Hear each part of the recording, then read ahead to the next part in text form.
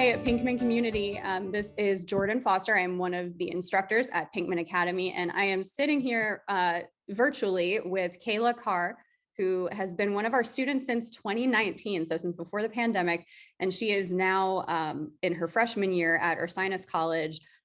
She has, so far, we are sitting here in March of 2023, so far she has both played and started all 12 games of the official 2023 season.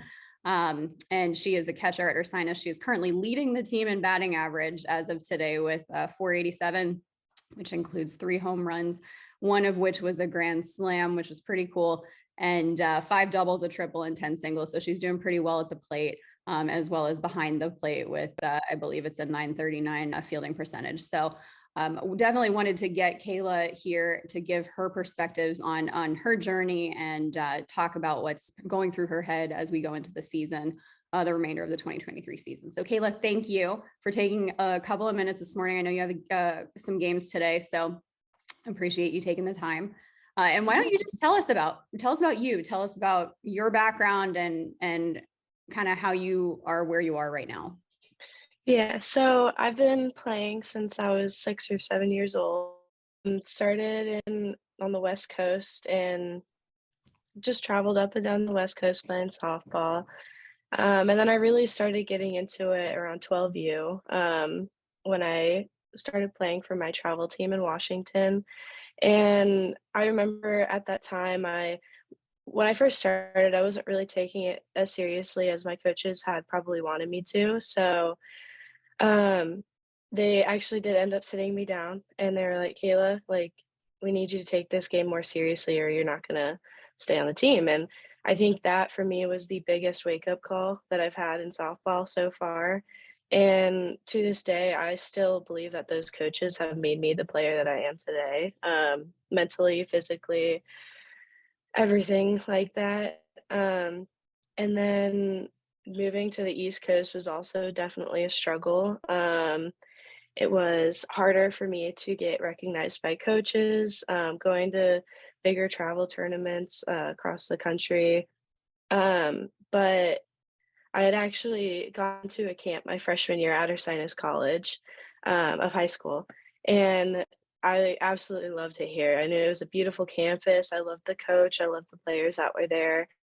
But I was a freshman, so we didn't really keep contact all that much. And then it was really cool because I think it was the summer after my junior year, the coach had reached back out to me, and here I am now. And it's really exciting to think that for 4 years I've been looking at this place and I'm here now.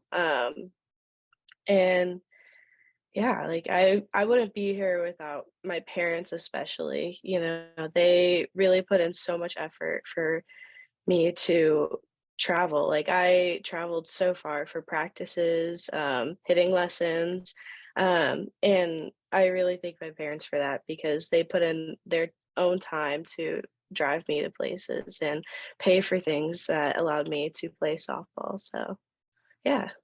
Yeah, you hit on so many good things just in that opening statement, because one of the, obviously, as your hitting instructor, I am thrilled to see you having all this success, right? And the results coming together, and results are ultimately why we play this game. But Mhm. the thing that makes me so proud is having witnessed this process. And you've shared that story about your coaches sitting you down a few times with me. And not every player would have taken it that way. Not every player would have made that pivot.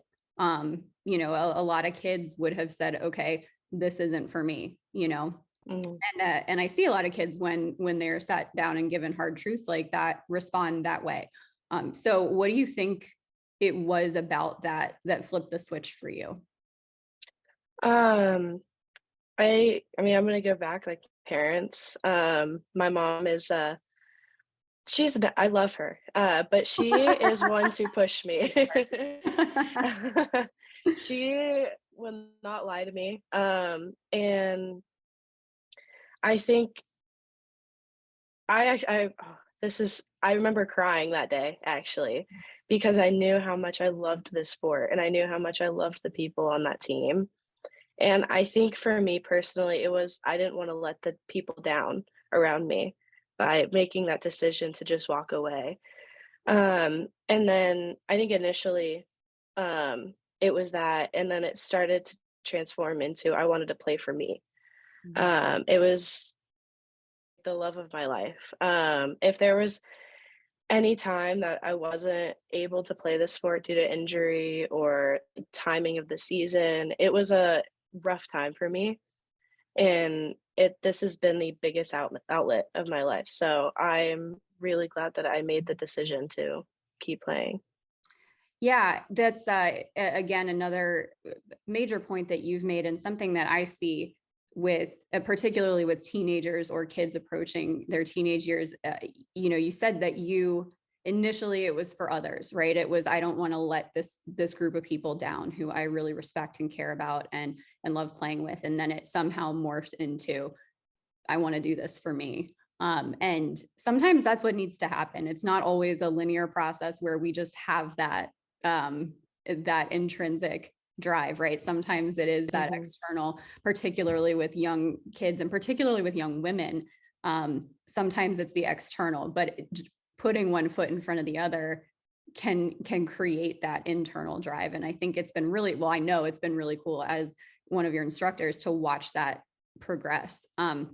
When you first started coming into the academy, I think you had just finished your freshman year, um, and you had relatively recently moved here from Washington State. And so talk to me about where your head was at that time, because that was kind of a pivotal time in your career where you were starting to go through the recruitment process and think about, Mhm. post high school. So where was your head at that time? Um, I it was pretty stressful, especially when we first moved here. I think before when we first moved here, we didn't have our house yet. So we were living in our fifth wheel in Virginia. And the week after I had moved here, which was also like the week after I played my last tournament with my last travel team, I was trying out for 4 or 5 different travel teams, in this one week, and I remember thinking about how stressful it was before I'd gone into the, tryout, and then I ended up making, I think, every team, so at the end of that, I think the more stressful part about it was the choice of, like, who I wanted to play for, why I wanted to play for them, and whether I wanted to play for the more talented team or the team that I connected with the most. And then I think more when I started coming to Pinkman, um, I had been kind of struggling with my hitting a little bit. I remember when we talked to you about that. I've been popping up a lot, not just like hard pop ups, but something like hits that are pretty easy to get out. And I think mentally that was a struggle for me, especially when I was younger, when I was failing at my hitting. I felt like I didn't have anything to fall back on, and it was mentally really hard for me to get out of the slump. And then as soon as I started coming to Pinkman, that entire view changed for me. I started hitting a lot better, harder, and mentally, like, I felt more comfortable with myself in the box.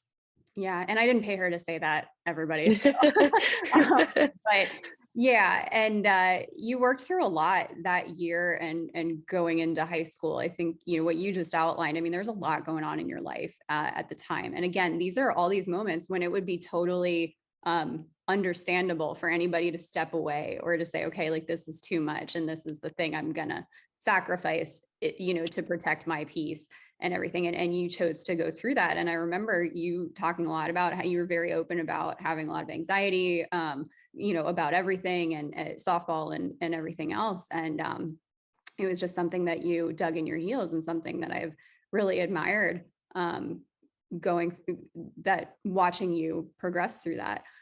So tell us about your high school experience. So you went to Middletown. So I do want to point out, Kayla mentioned that traveling far for camps and for tournaments and for hitting lessons. Kayla drove, and her family, until she had her license, drove well over an hour to get to their hitting lessons. So they were living in Maryland and they came to see us in Northern Virginia. on what amounted to ultimately be about a weekly basis for a lot of that high school career. So tell me about that experience playing softball in high school. What did you pick up during that time? Like, what was that time like in your life? Yeah, so all 4 years, I did start on the varsity high school team as a catcher.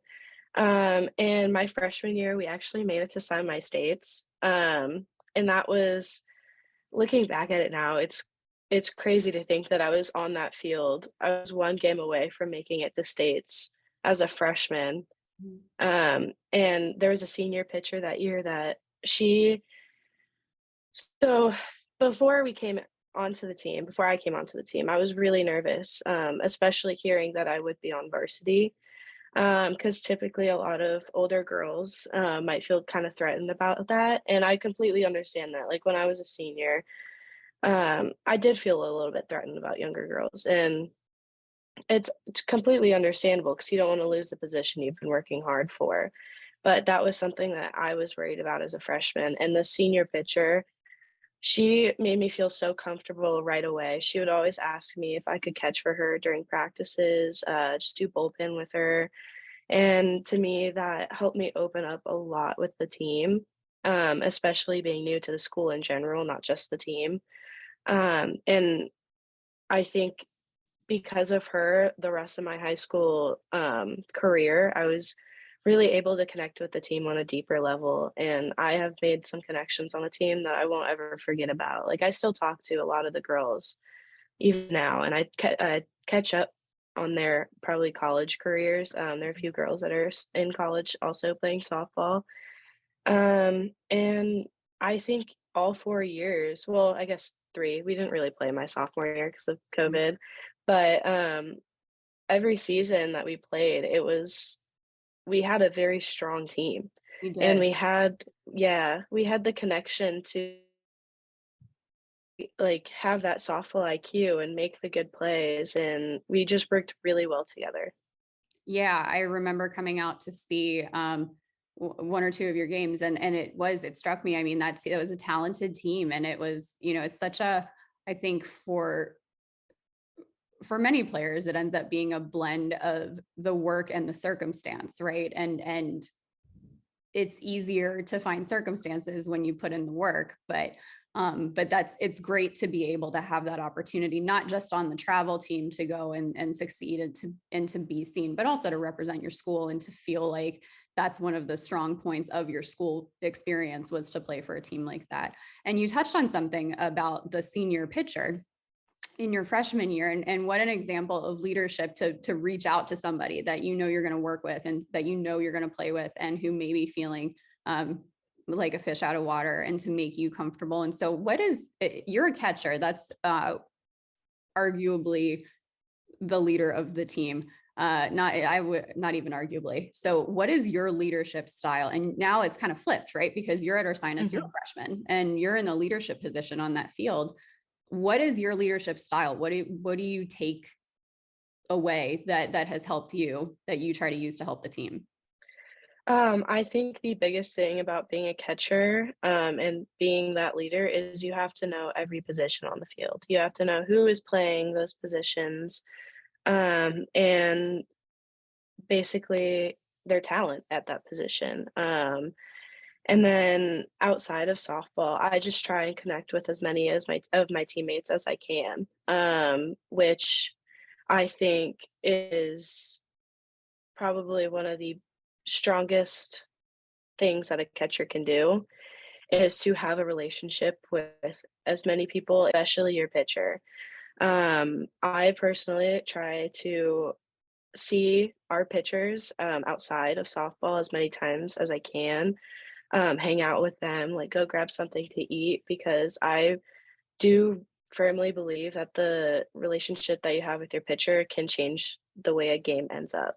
Yeah, absolutely. And as a former pitcher, I can attest to that. I mean, it's that some of the strongest relationships on the field are between a pitcher and catcher, but absolutely, the catcher can really pull a game together too. When things are, if somebody is the voice of reason and somebody's the one to pull that team in when the instinct is to go out and to panic, it absolutely can change the tide of the game. So, what have been your challenges? So you're now in college playing. What has been the biggest adjustment for you? Um, I think so. We actually got a new coach this year. So that was definitely a challenge. I think for everyone on our team, it was very unexpected of us or unexpected for us. And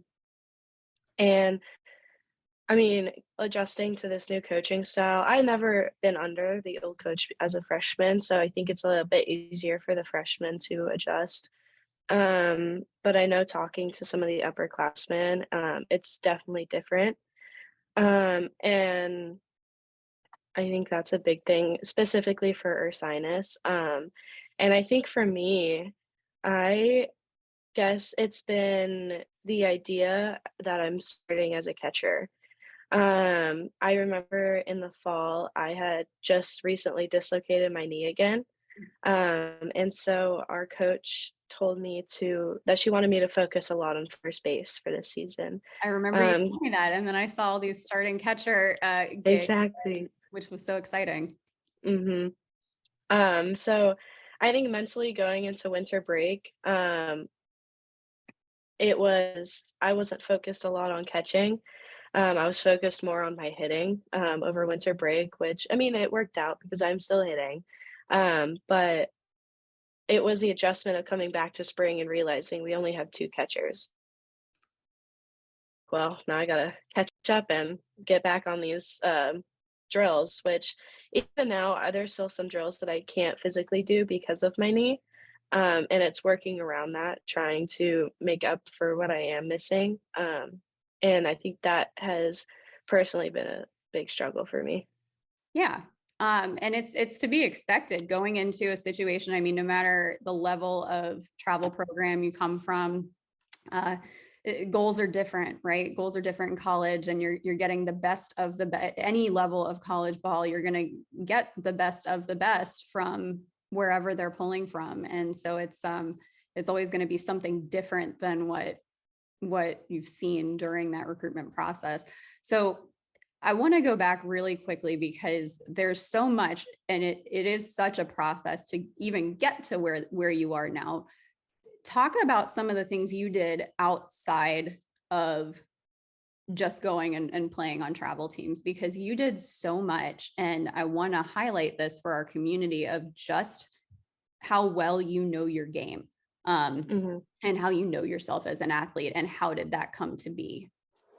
Yeah, so I guess I have been going to softball camps for a very, very long time. I would go to multiple in the winter. I'd go to college camps, stuff like that. And then this is actually kind of funny, but visualization is a big thing for me. I go to sleep kind of dreaming about softball. I go to sleep like thinking of certain situations that I would maybe be in during a game and how I would react to that situation, like what I would personally do.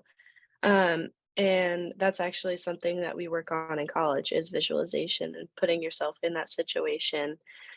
And then just forming a relationship with everyone that you can in the softball community, because now I am playing against girls that I've met or played with or played against. Like almost at every team that we're playing, I probably know somebody on that team, and that's really cool. Forming relationships with coaches in the community, whether or not you plan on going to that school, I think forming a good relationship with that coach is good because they do spread word. So, Yeah.